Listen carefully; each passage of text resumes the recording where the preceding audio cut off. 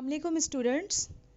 आज हम जिस टॉपिक पे बात कर रहे हैं दैट इज़ माइक्रो ऑर्गेनिजम्स।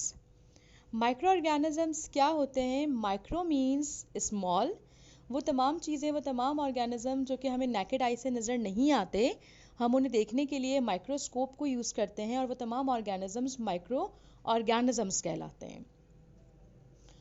वो ब्रांच, बायोलॉजी की वो ब्रांच जिसके अंदर हम तमाम माइक्रो ऑर्गेनिजम्स के बारे में स्टडी करते हैं, उनकी ग्रोथ के बारे में, उनकी लाइफ साइकिल के बारे में, उनके स्ट्रक्चर्स के बारे में, वो स्टडी माइक्रो बायोलॉजी कहलाती है। वो तमाम scientist who studies about micro organisms, यानी वो तमाम साइंटिस्ट हैं जो कि माइक्रो ऑर्गेनिजम्स की कंप्लीट लाइफ साइकिल के बारे में, इसकी ग्रोथ के बारे में, इसके स्ट्रक्चर के बारे में, इसके लिविंग और नॉन लिविंग फैक्टर्स या प्रॉपर्टीज़ के बारे में तमाम चीज़ों को डिस्कवर करते हैं और इसके ऊपर अच्छी खासी रिसर्च करते हैं, वो माइक्रोबायोलॉजिस्ट कहलाते हैं। Now come to the different types of microorganisms.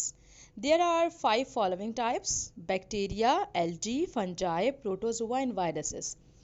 But here we are discussing about 3 microorganisms, that is bacteria, fungi and viruses. ठीक है, सबसे पहले हम बैक्टीरिया के ऊपर बात करेंगे कि बैक्टीरिया क्या होते हैं। Bacteria are unicellular, uni mean one और cellular mean cell. It's mean के bacteria containing only one cell. इसके अलावा बैक्टीरिया एयर में भी होते हैं, वाटर में भी होते हैं और सॉइल में भी होते हैं।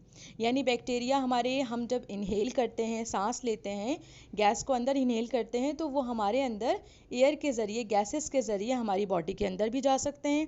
इसके अलावा जब हम कंटामिनेटेड वाटर या कोई फूड हम खाते हैं, गंदा पानी या गंदा कोई खाना खा लेते हैं, तो वो हमारे स्टमक तक पहुंच जाते हैं और फिर वहाँ जाके हमें किसी किस्म की कोई डिजीज़ कॉज करते हैं। इसके अलावा कुछ बैक्टीरिया सॉइल में होते हैं जो कि एज अ डिकम्पोजर्स वर्क करते हैं और उनको ऑर्गेनिक मॉलिक्यूल्स में कन्वर्ट करते हैं। बैक्टीरिया के कुछ सिंपल से स्ट्रक्चर्स होते हैं, दैट इज़ रॉड शेप। अगर रॉड शेप के होंगे तो वो बैसिलाई कहलाएंगे। स्फेरिकल यानी कि राउंड शेप के होंगे तो वो कॉक्साई होंगे, और इसके अलावा स्पाइरल शेप के यानी कि स्प्रिंग शेप के होंगे तो स्पायरेला कहलाएंगे। The next one organisms is fungi. Fungi जो है वो यूनिसेलुलर भी हो सकते हैं, मल्टी सेलुलर भी हो सकते हैं। आपने देखा होगा अगर हम किसी चीज़ को अपने ओपन इन्वायरमेंट में, गर्म इन्वायरमेंट में रखते हैं, जैसे ब्रेड है, रोटी वगैरह है, तो उसको अगर कुछ दिनों बाद देखें तो उसके ऊपर फंगस लग जाते हैं, उस पर एक वाइट कलर का जो है एक पूरा सा नेट सा बन जाता है, दैट इज़ फंगस। फंगस जो है वो ये भी प्लांट लाइक होते हैं, इनके अंदर कोई क्लोरोप्लास्ट मौजूद नहीं होता और इनका जो फूड है वो सिंपल प्लांट्स और एनिमल वेस्ट होता है। Next is a viruses. Viruses क्या होते हैं? वायरसेस का जो वर्ड है that is a Latin word जिससे जो कि विरुलेंट होता है, जिसके मीन्स होता है पॉइजन्स यानी जहर। तो वायरसेस बहुत तरह की डिजीज़ कॉज करते हैं, एनिमल्स में भी, प्लांट्स में भी, ह्यूमन बींग्स में भी। इसके अलावा यहाँ पे जो चीज़ मेंशन है वो ये है कि वायरसेस मे बी लिविंग और may be non living. Viruses living कब होंगे? जब ये ह्यूमन बॉडी के अंदर या एनिमल बॉडी के अंदर इंसर्ट हो जाएंगे।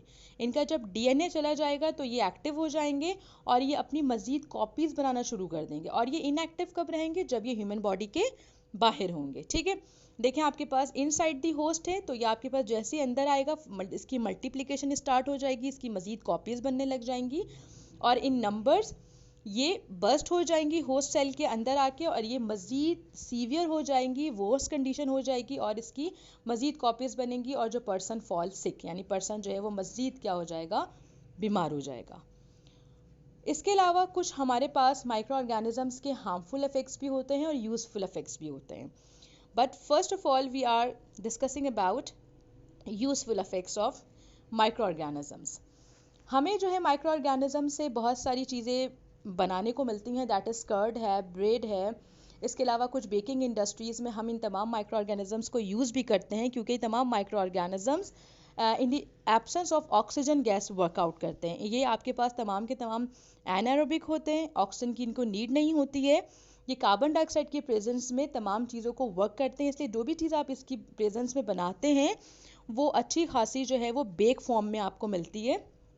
तो इसलिए इसके ज़रिए हम ब्रेड और कर्ड वगैरह बनाते हैं। इसके अलावा मेडिसिन यूज़ में हम माइक्रो ऑर्गेनिजम्स को यूज़ करते हैं। सॉइल की फर्टिलिटी यानी सॉइल को ज़रख़ेज़ करने के लिए हम इसको यूज़ करते हैं। इन्वायरमेंट को क्लीन करने के लिए एज अ वैक्सीन और as a alcohol and wine की प्रोडक्शन में भी हम माइक्रो ऑर्गेनिजम्स को यूज़ करते हैं। बैक्टीरिया एंड फंजाई कॉज करते हैं कुछ डेड ऑर्गेनिजम्स को जो कि डिके हो जाते हैं ज़मीन के अंदर, उनको फर्टिलाइजर्स में कन्वर्ट कर देते हैं। फर्टिलाइजर्स मतलब जो खाद होती है वो बना देते हैं। कुछ बैक्टीरिया यूज़ होते हैं चीज़ और बैक्टीरिया चीज़ बनाने में, और कुछ फंजाई जो हैं वो प्रोड्यूस करते हैं कुछ इंपॉर्टेंट टाइप की एंटीबायोटिक्स। फॉर एग्जांपल पेनिसिलिन वगैरह फंजाई से बनती हैं। कुछ माइक्रो ऑर्गेनिजम्स जो कि हार्मफुल होते हैं। अब हार्मफुल माइक्रो ऑर्गेनिजम्स कौन से होंगे? दैट इज़ जो कि हमारी बॉडी के अंदर एंटर हो जाएंगे। अब वो चाहे हमारे फूड के ज़रिए हों या हमारी एयर के ज़रिए हो, जैसे हमने सांस लिया उसके ज़रिए हमारी बॉडी में एंटर हो जाएंगे तो हमें बीमार कर देंगे, हमें इलनेस कॉज कर देंगे। इसके अलावा कुछ हमने कंटामिनेटेड वाटर पी लिया, गंदा पानी पी लिया, तो वो हमारे स्टमक में जाके डिफरेंट टाइप की बीमारी कॉज करेंगे, फॉर एग्जांपल कॉलेरा वगैरह।